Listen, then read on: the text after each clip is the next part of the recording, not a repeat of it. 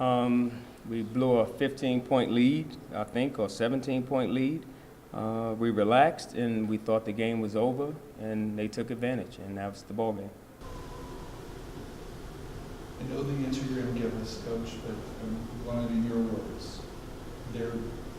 Which end let you down first in that big finish? Turnovers. We had 18 turnovers. They scored 25 points off our 18 turnovers. So that's the biggest thing, and they were live ball turnovers where they can go down and score, hit open threes and ones. So with us turning the ball over, I thought that was the biggest key. Are you saying that it didn't allow you to get? It didn't allow us to set our defense. If we have dead ball turnovers, that's usually it goes out of bounds, referee calls a charge or something like that, and we're able to get back and set our defense. We had live ball turnovers where they were able to score in transition, and that was the difference. They were able to score, hit threes in transition. They got hot. Once you start hitting one, you see one go in and two go in. Now, the gates opened up, and they just continue to hit threes. They finished with 11 threes. So great job by those guys.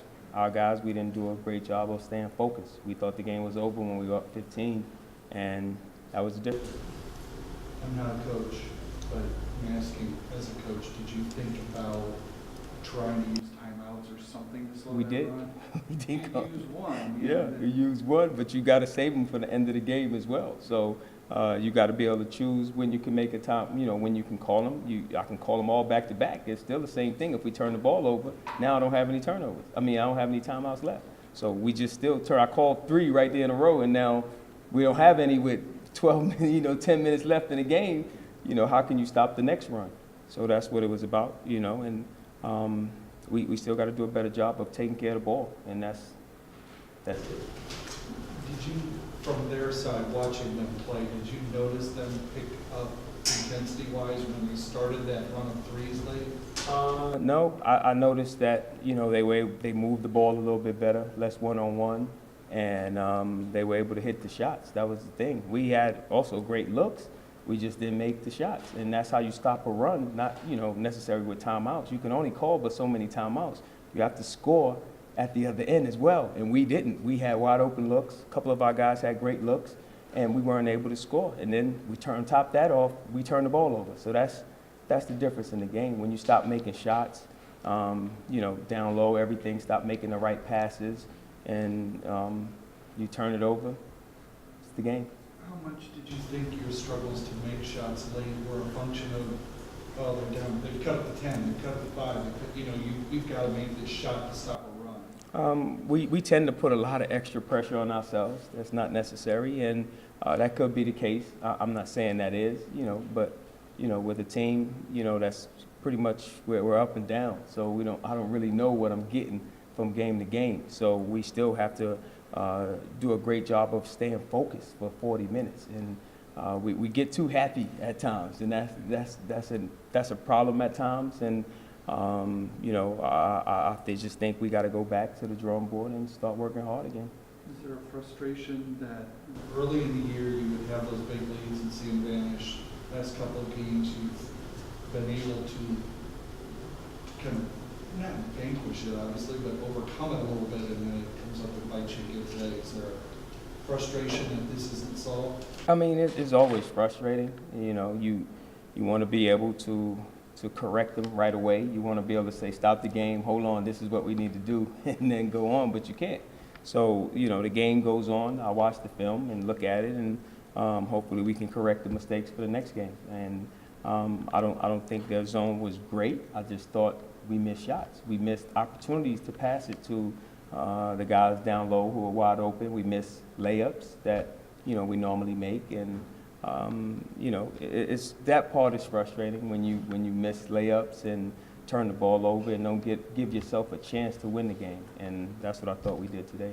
Justin Turner was using the term growing pains, kind of with the frustration, but I don't know, do you get to a point as a head coach where growing pains should not be necessarily an excuse, or is it still just because of the personnel and the underclassmen you have? I don't use that as an excuse. I think, we played enough games to understand how to finish a game, and I just thought we didn't finish the game. So I wouldn't base that on youth or anything like that. Yeah, I just think turnovers, that's it. And that has nothing to do with youth.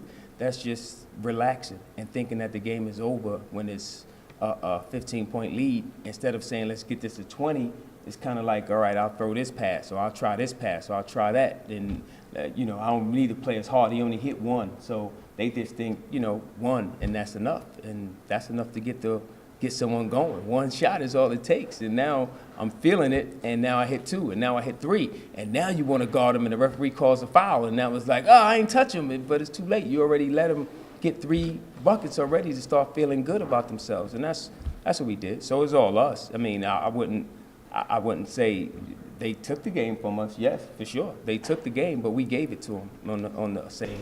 Is there a player on your team that doesn't do that is always locked in? It's not the individual, it's the team. It's not one person. It's not his fault or his fault. It's nobody's fault. It's us collectively. So I can't say, yes, it's one person who does that, or no, one person who doesn't do it.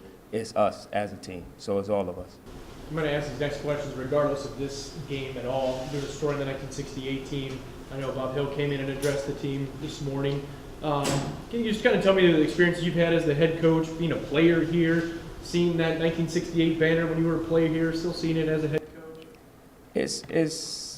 I'm happy for the 1968 crew. I'm happy to get those guys back.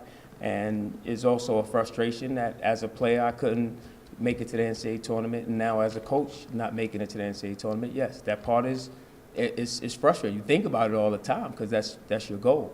And so that's the thing that keeps us going every time out is that. And I was glad that we had an opportunity to meet those guys. They came back and introduced themselves, and our players got a chance to talk with them a little bit during shoot-around. So that was a lot of fun. But that's always our ultimate goal is to make it to the NCAA tournament. So, we still have to continue to work. There's still a lot of season left. We're right in the middle of the pack with everyone else, and this was a game that could have gave us some separation, and we didn't do it. So I don't know if we're putting extra pressure on ourselves by overthinking stuff, and we get down and not being able to fight through, or is it just I think me personally, it's just we get excited when we get up and we think the game is over when there's 10 minutes left. And we're that same team. If it was the shoe was on the other foot, we're going to fight until the end, until we can cut the lead. So we just got to go back and continue to work. That's it. We got to continue to work. I was going to say, how do you find that balance of emotion? You talk about, you get up by so much and you kind of sit back. How do you find that balance of the emotion of obviously having a lead, but then, not getting comfortable with that? You continue to preach that to them in timeouts. Every chance you get, you always talk about getting another stop, and you always talk about defense, and that's the main thing for us. Once we didn't get stops on defense, it was difficult for us to score. When we were able to get those stops, we got out in transition and got transition buckets, and then now we haven't gotten those in such a long time. When we do get it, we're over anxious and we'll turn the ball over. And then, we just made too many mistakes on top of each other. And then we didn't make shots. That was the biggest thing, not making shots. If you make shots, that stops everything right there. And we weren't able to do it. DiMaggio had a double-double and basically only playing one half today. How different do you think the results of this game are if he plays in the first half as well? I think it would have been a much better game if we were able to play him for the first half as well. My thing with that is 2 fouls. I don't want to pick up 3 early fouls, and now he's going into the second half where the intensity picks up a little bit more in the second half with 3 fouls. So I think if we would have had him, it still would have been a better first half for sure, but the same thing could have happened in the second half. So, it's basketball. You don't know. You can't really say like how it's going to happen or what's going to happen. You just go out and play the game. And I just thought still we relaxed. We relaxed when we got up 15, and that's the ball game.